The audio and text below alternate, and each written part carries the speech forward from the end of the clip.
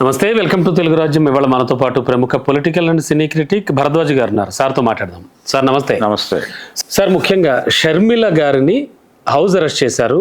And ఆ ఉద్దండరాయనపాలెం వద్ద గతంలో ప్రధాని మోడీ వచ్చి శంకుస్థాపన చేయడం, ఆ మట్టి నీళ్లు ఏవో ఇచ్చిన ప్లేస్కి వెళ్ళి చూస్తాను అన్నారు ఆవిడ. దానికి సంబంధించి ఆవిడ్ని ఆల్రెడీ హౌస్ అరెస్ట్ చేయడం అలాగే ఇవన్నీ చేశారు. ఆమె ఒకంత ఆవేశంగా కూడా మాట్లాడారు. ఓవరాల్గా అంటే మళ్ళీ ఇప్పుడు మోడీ రాబోతున్నారు ప్రధాని, ఏం జరగబోతోంది? ఎందుకంటే పునఃప్రారంభ ఆహ్వానము అన్నాడు ఆయన. అంటే రాజధాని అమరావతి నిర్మాణ పునఃప్రారంభం అని ప్రకటించాడు చంద్రబాబు నాయుడు గారు. ఆల్రెడీ సోషల్ మీడియాలో భయంకరంగా పోస్టులు మొదలైపోయాయి, సేమ్ మళ్ళీ మట్టి నీళ్లునా అని. What ever it may be, అంటే మట్టి తీసుకొస్తాడా నీళ్లు తీసుకొస్తాడా అనేది పక్కన పెడితే, ఇప్పుడు పునఃప్రారంభము అని చెప్పడంతో పాటు ఫేజ్ 2 పేరుతో ఆయన 40,000 ఎకరాలు అదనంగా ల్యాండ్ పూల్ చేస్తాను అని చెప్తున్నాడు. చంద్రబాబు నాయుడు గారు భూసేకరణకు సంబంధించిన ప్రకటన కూడా చేసేసాడు. ఇది అక్కడ ప్రజలలో ఉన్నటువంటి గతంలో జరిగినటువంటి అనుభవాలు, అంటే ప్రారంభానికి పునఃప్రారంభానికి మధ్యలో జరిగినటువంటి కష్టాలు, లోకల్ పీపుల్, కౌలు రైతులు కావచ్చు, ఇతరులు కావచ్చు ఎదుర్కొంటున్నటువంటి విషయాలు, దీనికి సంబంధించి ఏదైనా ఒక పొలిటికల్ పార్టీ అక్కడికి వెళ్ళి మూమెంట్ చేస్తే ఈ నిరసన ధ్వనులు గనక, అంటే వాళ్ళకు ఒక భరోసా లభిస్తే, మాట్లాడటం మొదలు పెడితే, అది రేపే జరగబోయేటువంటి కార్యక్రమానికి విఘాతంగా మారుతుంది. కాంగ్రెస్కి అంత సీన్ ఉందా ఏపీలో? చెప్పలేమండి. అంటే వాళ్ళకు పునాది ఉంది. ఎవరు వెళ్ళి మాట్లాడించినా మాట్లాడడానికి జనం సిద్ధపడితే, ఓకే, దాన్ని ఆపడం కోసం షర్మిలని హౌస్ అరెస్ట్ చేశారు ఈ రోజున.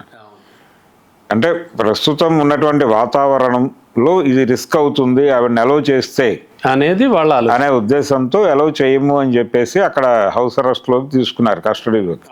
అయితే దీని వలన జరిగేటువంటి, ఎలాగూ కాంగ్రెస్ పార్టీ అక్కడ ప్రభావవంతంగా లేదు అనే అభిప్రాయంతో కూడా అడ్వాంటేజ్ తీసుకున్నారు. నిజానికి మొన్న జరిగినటువంటి ఎన్నికల్లో కూటమి గెలుపుకి ఆవిడ విపరీతంగా దోహదపడ్డారు.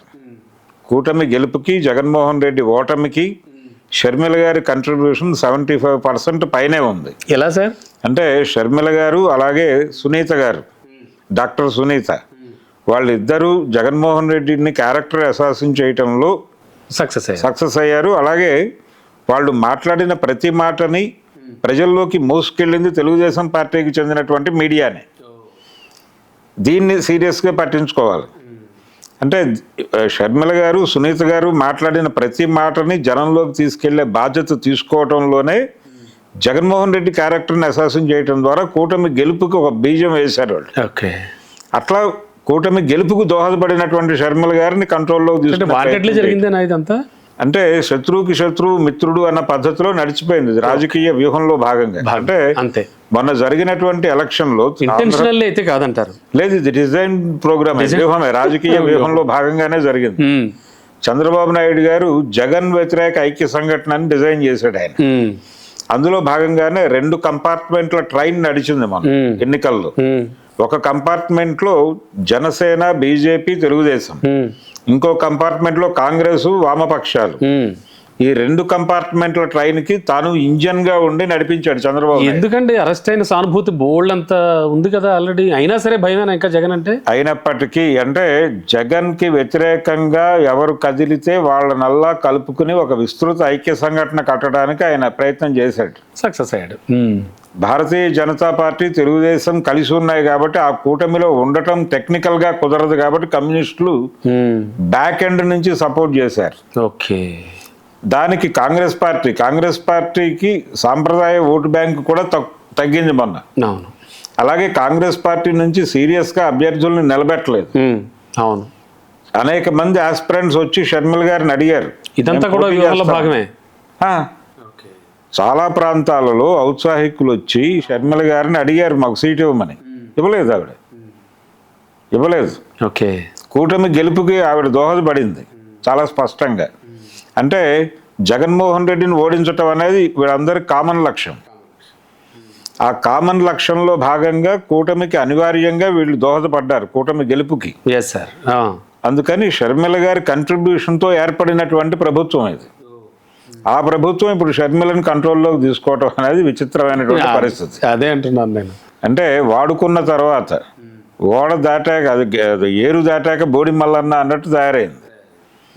ఇప్పుడు ఏమిటి షర్మిల గారితో ఇప్పుడు ఆ ప్రచార మాధ్యమాలు ఏవి కూడా షర్మిల గారి వైపు లేవు. ఆ రోజున ఆవిడని వారి ప్రచారానికి వినియోగించుకున్నటువంటి ప్రచార మాధ్యమాలు ఏవి కూడా ఇప్పుడు షర్మిల గారికి సపోర్ట్గా లేవు. మరి ఇది షర్మిల గారి టీము, ఈ కాంగ్రెస్ టీం అంతా ఇది ఏమైనా అబ్జర్వ్ చేస్తుందా? ఏమన్నా కాంగ్రెస్ పార్టీ చాలా దయనీయమైనటువంటి పరిస్థితుల్లో ఉందండి దేశవ్యాప్తంగా. మన బాగానే పుంజుకుందిగా పార్లమెంట్ ఎన్నికల్లో పుంజుకోవటం అనేది. అంటే 63 సీట్లు భారతీయ జనతా పార్టీ కోల్పోయింది. వీళ్ళు పుంజుకోవడం కాదు, వాళ్ళు కోల్పోయారు. దాన్ని రీగెయిన్ చేయడానికి ఎలాగా అనేది వాళ్ళ వ్యూహరచనలో వాళ్ళు ఉన్నారు. అవునండి. అయితే ఢిల్లీలో జరిగినటువంటి ఢిల్లీ ఎన్నికల్లో భారతీయ జనతా పార్టీ సాధించిన విజయం, కాంగ్రెస్ పార్టీ అంటే ఆమ్ ఆద్మీ పార్టీ ఓడిపోవటము, కాంగ్రెస్ పార్టీని కంట్రోల్లోకి తీసుకుంటోంది బీజేపీ అనేది కూడా అర్థమయ్యే పద్ధతిలోనే మొన్న ఢిల్లీ ఎన్నికలు జరిగినాయి. అప్పటి నుంచి చూస్తే రాహుల్ గాంధీ గారు ఒక దయనీయమైనటువంటి ప్రకటన చేశాడు ఈ మధ్య కాలంలోనే. అంటే కాంగ్రెస్ పార్టీలో మా నాయకులను చూస్తేనే మాకు అనుమానంగా ఉంటుంది అన్నాడు ఆయన. అంటే ఎవరెవరు ఎలా అమ్ముడుపోయారో అర్థం కాని ఒక విచిత్రమైన పరిస్థితి ఉంది. అందుకని షర్మిల గారు ఆంధ్రప్రదేశ్లో కాంగ్రెస్కి ఊపిరి పోయటానికి వచ్చారా లేకపోతే ఊపిరి తీయటానికి వచ్చారా అనేది కూడా, ఎందుకు ఈవిడికి ఇచ్చామా, కాంగ్రెస్ పార్టీలో ఉన్నటువంటి సీరియస్గా కాంగ్రెస్నే నమ్ముకుని ఆ పార్టీలోనే ఉంటున్నటువంటి క్యాడర్ నుంచి ఉన్నటువంటి మాట. ఆవిడ ఎవరికి యాక్సెస్లో ఉండదు, ఎవరిని కలవరు. ఆవిడ గాంధీ భవన్కి రారు. గాంధీ భవన్ కాదు, సారీ, ఆంధ్రరత్న భవన్. అవును, ఆంధ్రరత్న భవన్కి రారు. ఆంధ్రరత్న భవన్లో ఉన్న వాళ్ళకి ఈవిడ గుర్తింపు ఇవ్వరు. అలా ఒక విచిత్రమైనటువంటి పరిస్థితి ఉంది అక్కడ. సీనియర్ నాయకులందరూ పక్కకి జరిగి వెళ్ళిపోయారు, రఘువీరారెడ్డి గారు వీళ్ళందరూ. అవును. ఇటువంటి కండిషన్లో కాంగ్రెస్ పార్టీకి పూర్వ వైభవం రావటం అనేది ఎలాగూ సాధ్యం కాదు. కానీ షర్మిల గారి నుంచి ఇబ్బంది వస్తుందని కాదు అక్కడ. అంటే అక్కడ ప్రజలకి ఈవిడ ఏదైనా హోప్ ఇచ్చేస్తే రేపు జరిగేటువంటి కార్యక్రమంలో ఏదైనా నిరసన ధ్వనులు వినిపించే అవకాశం ఉంటుంది, ఏదైనా అపశృతి తెలుస్తుందేమో. అందుకని ముందు జాగ్రత్త చర్యగా షర్మిల గారిని అలా హౌస్ అరెస్ట్ చేశారు. అరెస్ట్ కూడా కాదు అది, మీరు వెళ్ళొద్దు అని చెప్తూ ఆవిడకి అర్థం చేయించే ప్రయత్నం చేశారు. అయితే దీన్ని ఒక నిరసన కార్యక్రమంగా తీసుకుని కాంగ్రెస్ పార్టీ తనని తాను తిరిగి ప్రజల్లోకి తీసుకెళ్ళటం కోసం దీన్ని వాడుకునేటువంటి ప్రయత్నం చేయొచ్చు.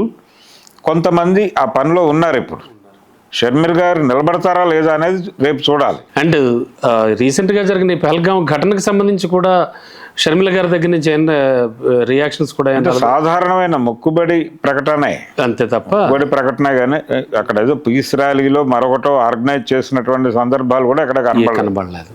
అది కూడా ఎక్కువగా సోషల్ మీడియాలో చక్కర్లు కొడుతుంది. అవును. Yes sir. ఏదేమైనా కూడా అంటే షర్మిల ఎందుకు అక్కడికి వెళ్ళడం, షర్మిల గారు వెళ్తే అక్కడ కొంతమంది ఏమైనా మీరు చెప్పినట్టు ఓదార్పు యాత్ర లాంటిది ఏమైనా జరుగుతుందని భయపడిందా కూటమి? డెఫినెట్గా. అంటే వాతావరణాన్ని డిస్టర్బ్ చేస్తారు అనే ఉద్దేశం, అంతకుమించి వాళ్ళకి ఎక్కువగా లేదు. అంటే జగన్మోహన్ రెడ్డి చేసి ఉండాలి ఈ పని, ఆయన చేసే మూడ్లో లేడు. కాంగ్రెస్ పార్టీ కదిలే ప్రయత్నం చేస్తుంది, కదలనివ్వకుండా ఆపారు. అదే జరిగింది అంతే. Yes sir, right sir, thank you. Hello, Telugu Rajyam channel చూస్తున్నారా? సామాజిక రాజకీయ జీవన చిత్రణే తెలుగు రాజ్యం. అతిశయోక్తులు అసత్యాలు ఉండవు. రాజకీయ కోణం కాదు, ప్రజా కోణమే కొలబద్ద. తెలుగు రాజ్యం వీక్షణ మీ ఉత్తమ అభిరుచికి నిదర్శనం.